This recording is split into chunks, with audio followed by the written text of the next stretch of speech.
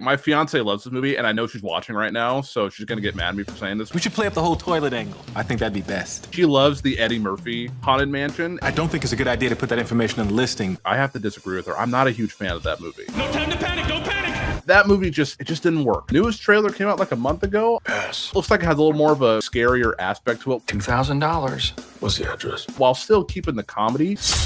Seriously. They're already dead. They're gonna be deader. Part thrilling, part enjoyable, but still good enough for like families. Your number 11 pick for the month of July. This one is Haunted Mansion. It's based off of the Disneyland attraction. It's not really a ride, although there are ride elements to it. Owen Wilson, Danny DeVito. Tell me about Haunted Mansion.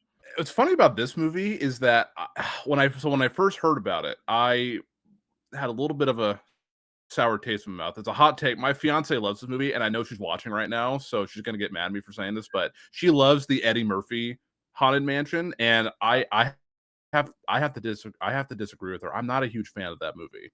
I'm not. I know some people like it for nostalgic reasons. For me, as much as I love Eddie Murphy, that movie just didn't work. And again, I know nostalgia plays a factor into it for a lot of people, but for me, it didn't work. And so when I heard they were doing another version of it, I was a little bit skeptical because I was like, I don't know how they're gonna pull this off. You're right; it's based on like the ride, and again, I love Disneyland. I think it's it's wonderful.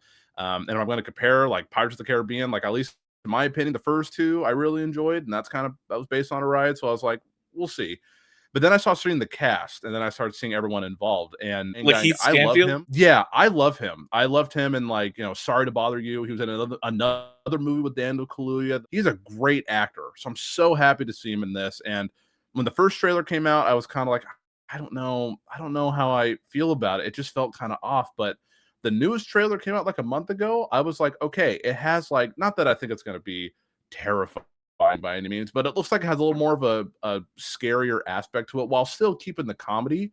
And I think the movie may have a little bit of a good balance. I think it'll be, part kind of thrilling, part enjoyable, but still good enough for like families. I'm on board. After seeing the trailer and kind of looking more into the cast, I think this looks pretty good.